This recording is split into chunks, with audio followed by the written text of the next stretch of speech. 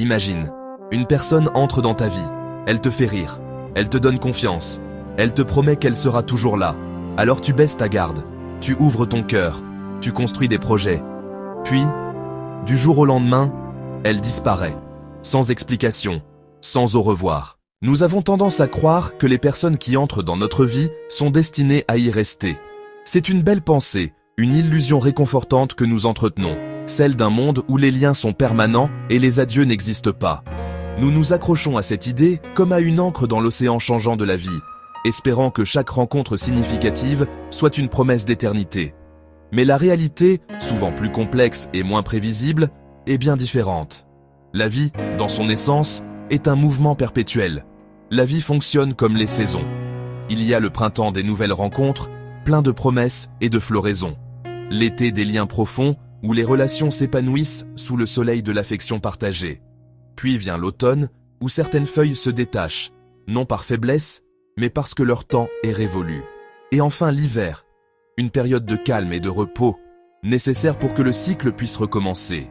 Chaque personne qui croise notre route a un rôle à jouer, une partition dans la symphonie de notre existence. Certaines personnes arrivent pour t'apprendre une leçon, parfois douce, parfois douloureuse, qui te révèle une vérité sur toi-même que tu ignorais. D'autres arrivent pour te faire grandir, pour te pousser au-delà de tes limites et t'aider à devenir une version plus forte et plus sage de toi-même. Et certaines viennent simplement te montrer le chemin que tu ne veux plus suivre, agissant comme un miroir de tes anciennes erreurs ou de tes peurs, te forçant à choisir une nouvelle direction. Toutes ne sont pas destinées à rester pour le voyage entier. Elles sont des compagnons de route pour une étape, une saison, un chapitre. Et ce n'est pas forcément une tragédie, c'est la nature même de la vie. Accepter cette impermanence est une des clés de la paix intérieure. Chaque départ n'est pas un échec, mais une transition. Le problème n'est pas leur départ. Le véritable problème ne réside pas dans la porte qui se ferme, ni dans le train qui quitte la gare. Le problème, c'est lorsque tu refuses de les laisser partir dans ton esprit. C'est quand tu continues de rejouer les souvenirs, de t'accrocher à ce qui aurait pu être, transformant un chapitre terminé en une histoire sans fin qui t'empêche d'avancer. La véritable souffrance naît de cette résistance au courant naturel de la vie. Le pire n'est pas la rupture, le pire, c'est de continuer à vivre dans une histoire déjà terminée.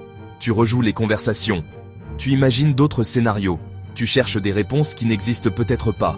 Et pendant ce temps, la seule personne qui souffre, c'est toi. Le passé devient une prison construite avec tes propres pensées. Imagine un long voyage en train. Tu es assis confortablement, le monde défile par la fenêtre, un paysage en perpétuel mouvement. Ce train, c'est ta vie, et tu es en route vers une destination que tu ne connais pas encore tout à fait. Le voyage est long, rempli de promesses et d'inconnus. À chaque gare, le train s'arrête. De nouvelles personnes montent, apportant avec elles leurs histoires, leurs rires, leurs énergies. D'autres descendent, leur arrêt étant arrivé. Le quai est un ballet constant d'arrivée et de départ, un microcosme de la vie elle-même. Avec certains de ces voyageurs, une connexion se crée instantanément. Tu partages des conversations profondes, des éclats de rire qui résonnent dans le wagon. Tu crées des souvenirs précieux, des moments suspendus dans le temps qui embellissent ton trajet. Ces personnes deviennent des compagnons de route, illuminant ton parcours de leur présence. Mais au fond de toi, tu sais que chaque billet a une destination différente. Tu sais qu'ils ne feront pas tous le voyage jusqu'au terminus. La vie fonctionne exactement de la même manière. Les gens entrent et sortent de notre existence, comme des voyageurs dans le train de notre vie. Certaines personnes ne sont que des compagnons pour quelques stations. Elles nous enseignent quelque chose, partagent un bout de chemin, puis continuent leur propre voyage. Et vouloir les retenir à tout prix, s'accrocher à leur siège alors que leur arrêt est arrivé, c'est s'infliger une souffrance inutile. C'est une tentative vaine qui ne fait que ralentir ton propre voyage, t'empêchant de voir les nouveaux paysages qui approchent et les nouvelles personnes qui attendent de monter à la prochaine gare. Il y a un moment charnière dans la vie, un déclic silencieux mais puissant.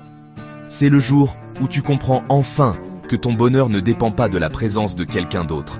Ce n'est pas un grand fracas, mais un murmure intérieur qui te dit que ça suffit. Et ce jour-là, le jour où tu comprends cela, quelque chose change. Une transformation profonde s'amorce, non pas à l'extérieur, mais au plus profond de toi. Tu arrêtes de courir après des fantômes, après des échos qui ne résonnent plus. Tu arrêtes de courir après ceux qui sont partis.